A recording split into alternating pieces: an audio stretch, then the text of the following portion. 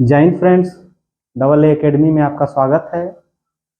जैसा कि आप जानते हैं कि हम पिछली वीडियो में आपका जो है भौतिक विज्ञान का 9वां अध्याय 9 शुरू किए थे, जिसमें हमने आपको प्रकाश का परावर्तन चैप्टर शुरू किया था और उसमें हम लोग कुछ टॉपिक कवर कराए थे, जिसमें आपको हमने प्रकाश के बारे में और प्रकाश के गुण और प्रकाश का परावर्तन, ये 3 टॉपिक हम आपको पिछले क्लास में कराए थे।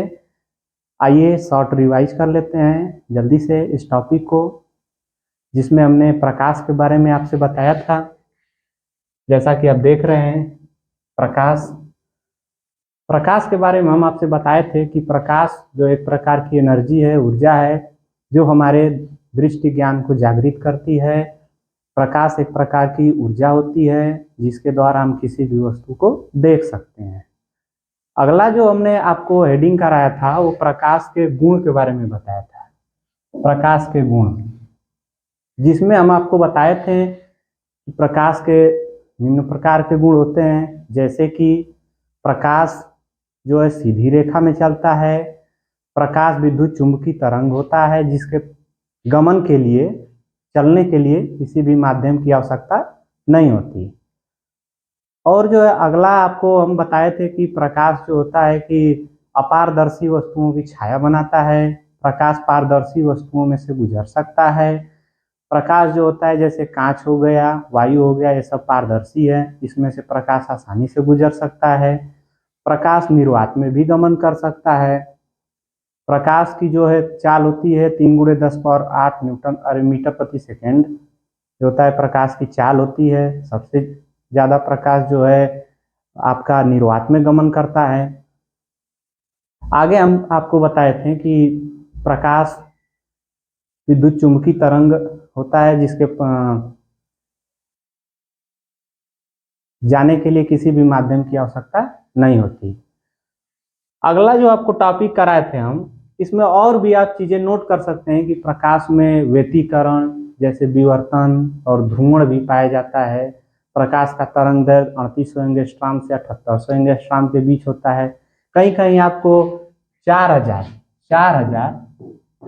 एंगस्ट्रॉम से 8000 एंगस्ट्रॉम भी लिखा हुआ मिलेगा। दोनों सही है। 3800 एंगस्ट्रॉम से 7800 एंगस्ट्रॉम भी होता है, 4000 एंगस्ट्रॉम से 8000 एंगस्ट्रॉम। अगला जो हम आपको कराए थे वो है प्रकाश का परावर्तन, रिफ्लेक्शन ऑफ लाइट। इसमें हम आपको बताए थे कि जब प्रकाश किसी पॉलिशदार या चिकने तल पर पड़ता है तो प्रकाश की किरणें उसी माध्यम में परावर्तित हो जाती हैं, उसी माध्यम में वापस लौट जाती हैं। इस घटना को जो है प्रकाश का परावर्तन कहते हैं। फिर से देख लीजिए कि जब प्रकाश किसी पॉलिशदार या चिकने तल से टकराता है तो प्रकाश जो है अधिकांश भाग उसी माध्यम में वापस लौट जाता है। इसी घटना को हम प्रकाश का परावर्तन, रिफ्लेक्शन ऑफ लाइट कहते हैं। इसमें हम आपको बताए थे, दिखाए भी थे, जैसे ये आपका परावर्तक पृष्ठ एक हो बना दिया जाता है। परावर्तक ये पृष्ठ है, इस पर ये प्रकाश किरणें आई, टकराकर फिर वापस उसी माध्यम में चली गई। आने वाली किरण को हम बताए थे कि आपतित किरण, जाने वाली किरण को परावर्तित किरण। ये जहाँ आपतित किरण जहाँ पड़ती है, जहाँ से परावर्तित होकर ये परावर्तित किरण जाती है, जिस बिंदु पर मिलती है इसे आपतन बिंदु बोलते हैं। तो लिख सकते हैं आपतन बिंदु।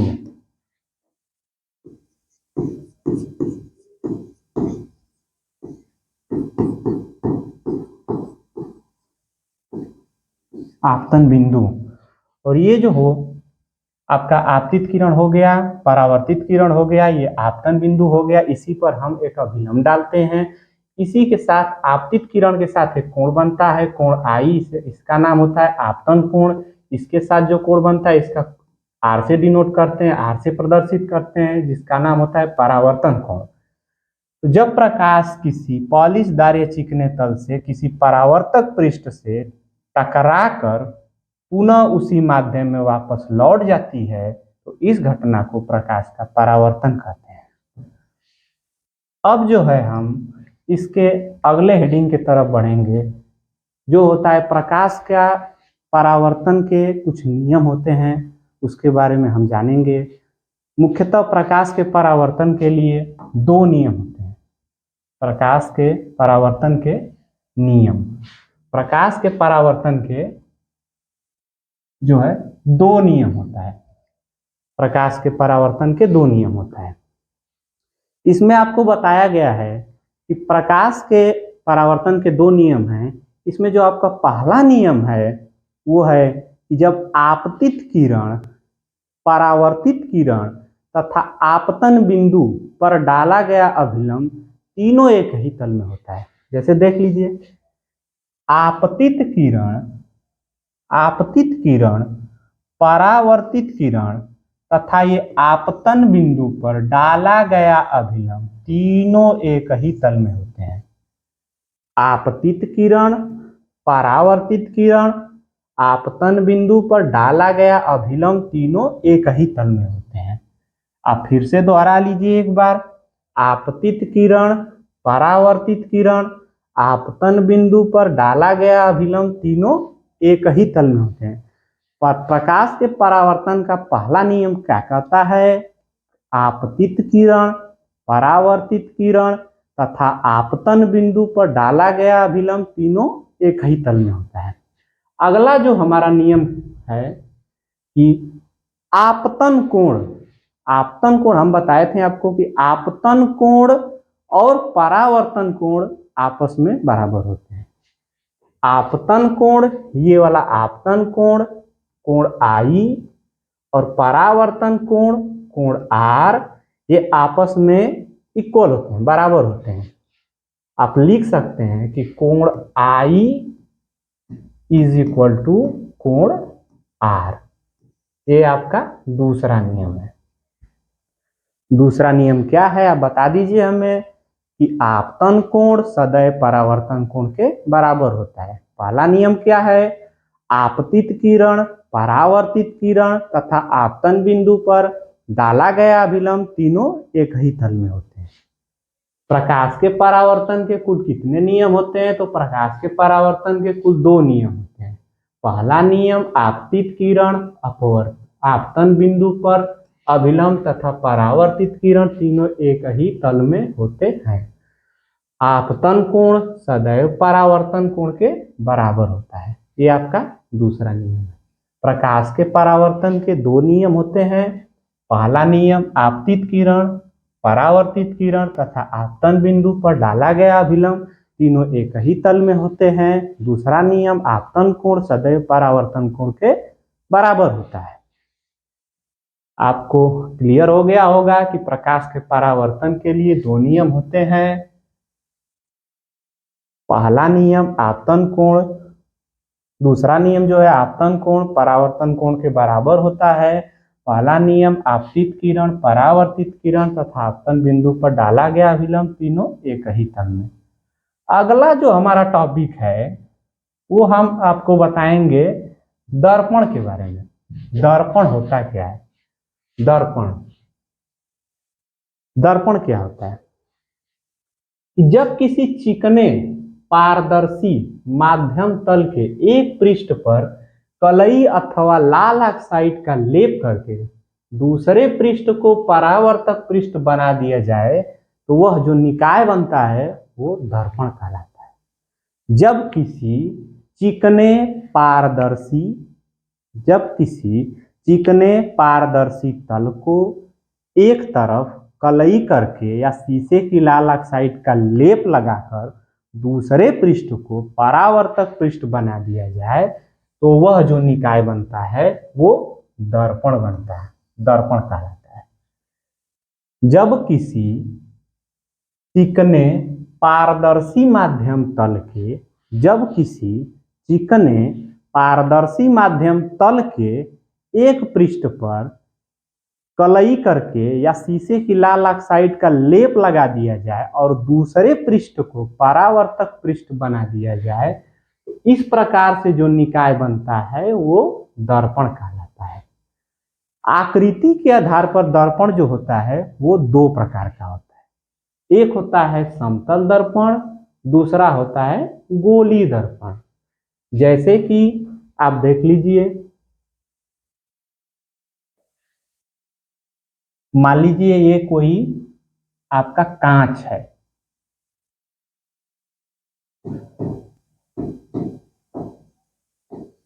ये कांच हो गया, ये आपका पारदर्शी पृष्ठ हो गया। कांच जो होता है अगर दोनों तरफ से इक्वल हो, यानी कि दोनों तरफ अगर जो है पॉलिश नहीं किया गया हो किसी तरफ, तो वो पारदर्शी पृष्ठ होता है एक प्रकार का।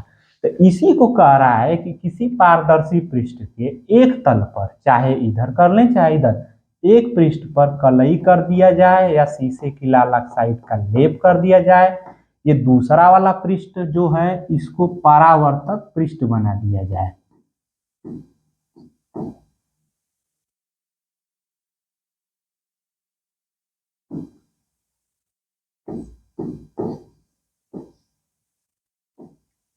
परावर्तक पृष्ठ बना दिया जाए, परावर्तक पृष्ठ बना दिया जाए। तो इस प्रकार से जो निकाय बनता है, इस प्रकार से जो निकाय बनता है वो क्या कहलाता है? दर्पण। आकृति के आधार पर जो होता है दर्पण दो प्रकार से, एक होता है समतल दर्पण, दूसरा होता है गोली दर्पण। समतल दर्पण, समतल दर्पण देख सकते हैं इस प्रकार से, इसका ये पृष्ठ परावर्तक पृष्ठ बना दिया जाए और एक पृष्ठ को कलई कर दिया जाए। इस प्रकार से बना दर्पण समतल दर्पण हो जाएगा। और अगला जो टॉपिक हमारा है वो है गोलीय दर्पण। गोलीय दर्पण, फिर से दर्पण के बारे में एक बार बता दीजिए कि किसी पारदर्शी पृष्ठ पर हम एक पृष्ठ पर कलई कर दिया जाए या शीशे की लाल ऑक्साइड का लेप लगा दिया जाए और जो है दूसरे पृष्ठ को परावर्तक पृष्ठ बना दिया जाए, तो इस प्रकार से बना निकाय दर्पण कहलाता है। दर्पण जो होता है आकृति के आधार पर दो प्रकार के, एक होता है समतल दर्पण, दूसरा होता है गोली दर्पण। आपने देखा समतल दर्पण के बारे में, अगला देखिए गोली दर्पण। गोली दर्पण क्या होता है? किसी कांच के खोखले गोले को काटकर उसके एक पृष्ठ पर चांदी की पॉलिश या कलई कर दी जाए, इस प्रकार से प्राप्त दर्पण गोलीय दर्पण कहलाता है। इसमें देखिए दर्पण और गोली दर्पण में एक ही चीज का अंतर है, इसमें बस एक जो है ये खोखला गोला, ये खोखला गोला, खोखले गोले का ही अंतर है बस।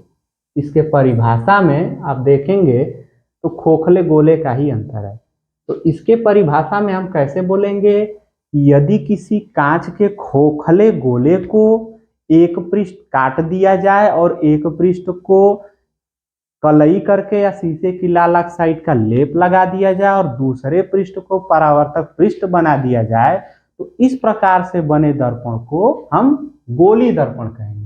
यदि किसी कांच के खोखले गोले को काटकर उसके एक पृष्ठ पर चांदी की पॉलिश या कलई कर दी जाए तो प्राप्त दर्पण को गोली दर्पण कहते हैं। ये जो होता है दर्पण दो प्रकार का होता है, मुख्यतः यह दो प्रकार का होता है। गोली दर्पण आप देख सकते हैं,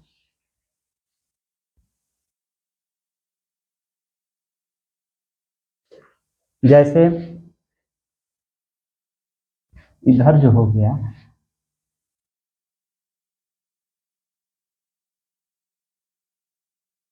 ये किसी खोखला गोला हो गया, इसके एक पृष्ठ को ऐसे काट दिया जाए, ये दोनों अलग अलग हो गया।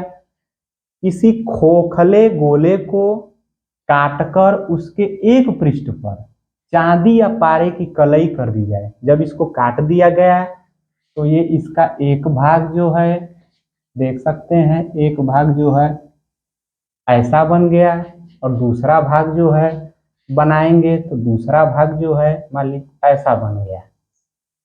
अब इसको हम आगे बढ़ा लेते हैं इस प्रकार से, इसको भी आगे बढ़ा लेते हैं इस प्रकार से। अब देखिए किसी खोखले गोले को ये आपका खोखला गोला,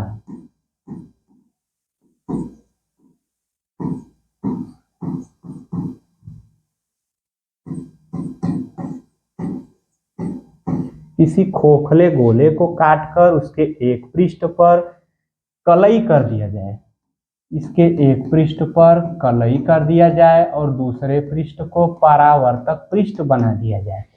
इस वाले पृष्ठ को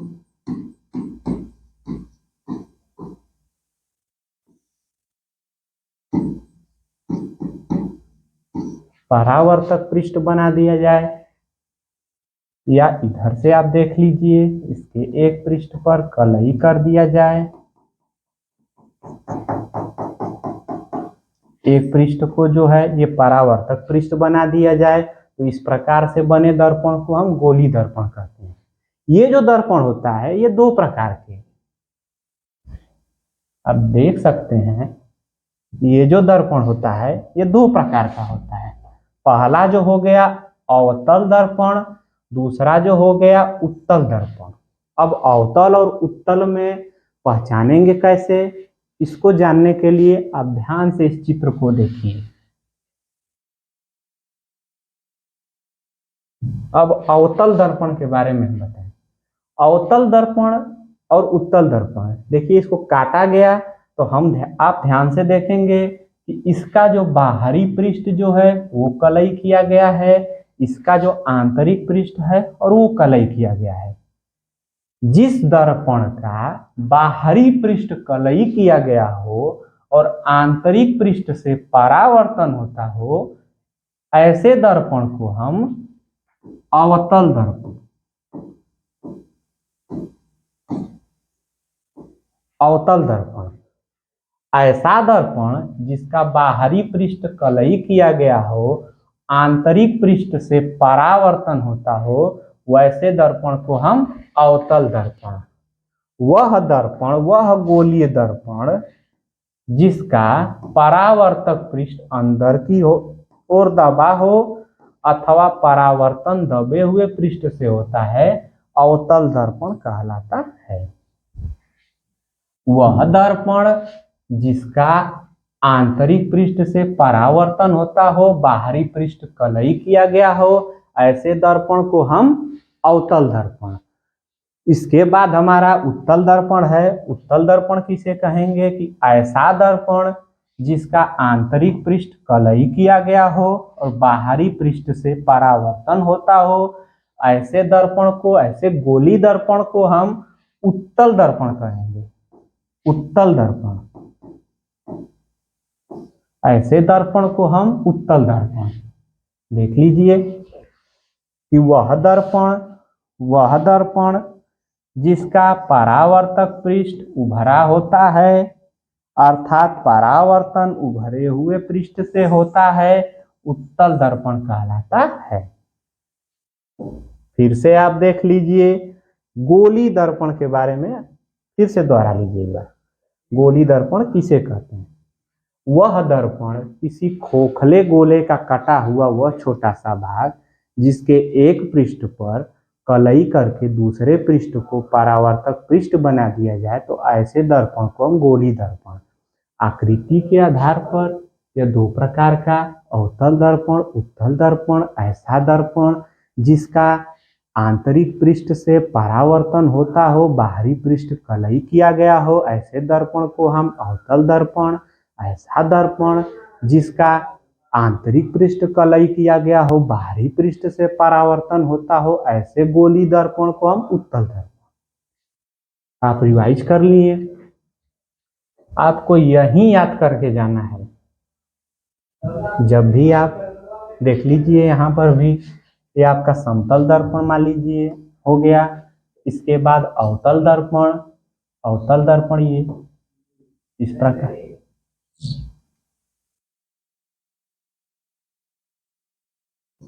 प्रकार से इसको बढ़ा लिया जाए। ऐसा दर्पण जिसका आंतरिक पृष्ठ से परावर्तन होता हो, बाहरी पृष्ठ कलई किया गया हो, ऐसे दर्पण को अवतल दर्पण। जिसका ऐसा दर्पण जिसका आंतरिक पृष्ठ कलई किया गया हो, बाहरी पृष्ठ से परावर्तन होता हो, ऐसे दर्पण को हम उत्तल दर्पण।